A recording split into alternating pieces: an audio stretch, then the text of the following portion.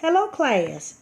Today we're looking at section 3.3 and we're going to focus on the box and whisker plot.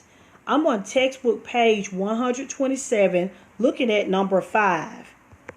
Number 5 says consider the following ordered data. Part A says find the low, Q1, median, Q3, high. We can figure out the low, median, high by just looking at the data. My low is going to be my smallest data value, which is 2. My high is going to be my largest data value, which is 10. My median, we already know, is going to be that middle value. And we know that we're finding median. We want to make sure we put it in numerical order to find that median. My median is 7. Now, the next step say find Q1 and Q3. Now, let's turn back to page 121 and look at the procedure on how to compute quartiles. Number 1 says, order the data from smallest to largest. I've done that. It's from 2 to 10. 2 says find the median. I've done that. It's 7. This is the second quartile. I'm going to label the median as Q2. That's my second quartile. Step 3 says the first quartile, Q1, is then the median of the lower half of the data. That is, it is the median of the data falling below the Q2 position and not including Q2. Now, we know Q2 is 7, so to find Q1, we only want to look at the numbers below the median, which are 2, 5, 5, and 6. From here, we're going to find the median of just these 4 numbers. We have to take the average of the 2 middle numbers. We know 5 plus 5 is 10, and 10 divided by 2 would give me 5. So Q1 equals 5.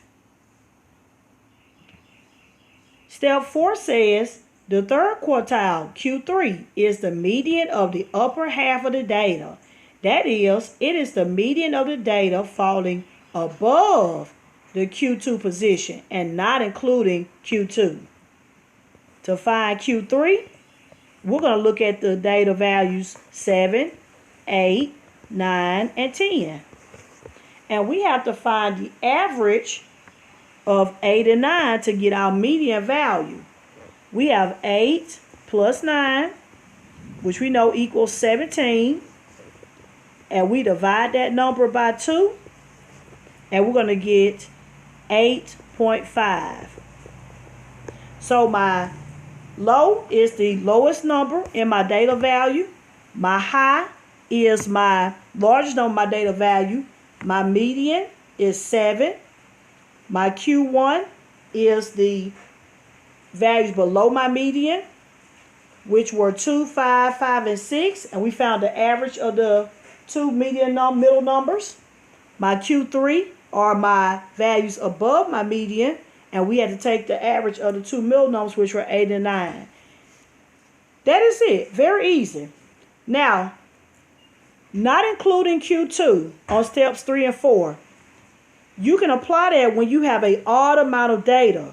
But if you have an even amount of data, you have to include your median value to find your Q1 and Q3. If you look to the left-hand side of page 121 in your blue note, it says it is helpful to remind students that the median itself does not fall into either the lower or upper half of the data. In the case of an even number of data, however, the 2 values used to compare the median are included in the lower and upper halves of the data respectively. What that means is, like if I have number 11, now I have 10 data values. So if I was to find Q1, I would have to include the numbers 2, 5, 5, 6, and 7. If I had to find Q3, I would have to include the numbers 7, the second 7, 7, 8, 9, 10, 11. So if it's an odd amount of data and I'm finding Q1 and Q3, I do not include my median value. If it's an even amount of data, I am going to include my median values. Very important. So make sure you go back and read that again. Interquartile range. This is a useful measure of data spread. Okay, so this is very useful. One thing I want you to notice about Box and Whisker Plot is that it talks about the spread of my median value. Whereas when we talk about standard deviation, it talks about the spread of data about the mean. So standard deviation focuses more on the mean, where the Box and Whisker Plot focuses a little bit more on the median value. Very important that you distinguish that. Let's find, we are now on part 2 of our problem, and it says find the interquartile range. So to find the interquartile range, your direction, your formula is on page 121. And the formula is Q3 minus Q1. Q3 we know is 8.5 or 8 5/10 minus Q1, which is 5. When I subtract the 2, I'm going to get 3.5. And that's how you find your interquartile range. And we know the word range means big number minus little number. That's pretty much it when you find a range. Okay. Part C says make a box and whisker plot. I want to do a box and whisker generator. On your examples, I do want you to look at your examples throughout your textbook. I want you to notice that your box and whisker plot can be turned vertically or can be turned horizontally. So make sure you pay attention to that. And it is on a graph. So it's very easy. So make sure you pay attention to what the X and the Y axis are doing and what does the X and Y axis interpret when you're drawing your box and whisker plot. We know a box is just a four-sided figure. That's all we're doing. Draw a box and then give it some whiskers. That's it. Very easy. But let's look at the generator. If you notice, I'm on Google and I typed in Box and Whisker Plot Maker. And I'm going to click on that first website. So right here, let's enter the data. My data is 2, 5. Oh, and as you can see, it popped up already because I already tested this out. Very good. You're going to type in your data and make sure you separate each data with a comma. If you have a number like 1,000, do not say 1,000. Just write 1000. So be very careful when you have numbers that involve a comma in it. Let's go ahead and submit the data.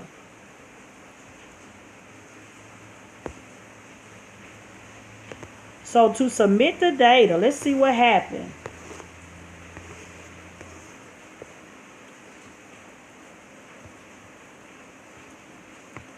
Look at your graph. It gives us a lot of good information. This is everything we already know. It tells me that my sample size is N, and we know that my sample size is 9. That's how many pieces of data we had in our problem. Sample size is 9, and we know that's represented by the variable N. My median, we already said the median was 7. My minimum is my lowest value, 2. My maximum is my highest value, which is 10. My first quartile, we already calculated, and that was 5. My third quartile, we calculated, it got 8.5. Our interquartile range, we calculated the 8.5 minus 5 to get 3.5, and we have no outliers. We know outliers would be a number like if I had my 2 through 10, I had a number that said 100. That'll be an outlier. So we know what outliers are. We had 2 through 10, we might have a number that say negative 12, something like that. That'll be like an outlier. So very important that you understand what an outlier is. It's that number that'll throw your data off.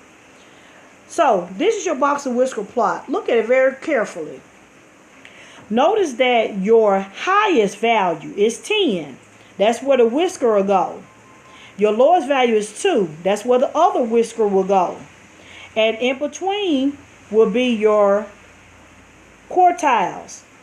Notice that your Q1 was 5. It's at the bottom, horizontal at the bottom of the box. In the middle of the box You have your median, which is 7, and at the top of the box, your third quartile is 8.5. And I'm looking at the graph from bottom to top. I'm increasing as I'm looking at the graph by increasing. Very bottom, you see 2. The bottom of the box is 5. The middle of the box is 7. The top of the box is 8.5.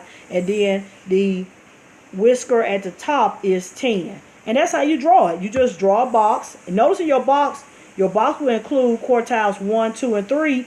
And your whiskers will include your high and your low. And that's how you do a box and whisker plot.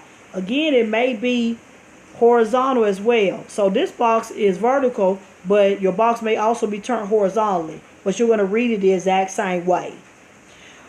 Another thing about this generator, which I really like, it shows you how to do other things on here as well. So play around with this generator. It shows you how to find the mean, the median, standard deviation. We've used the Desmo's online graph calculator, and we also looked at a tutorial on how to use it on the TI graphing calculator, TI-84. So also look at this generator and see if you like it, and just try it. Any questions or concerns, please let me know.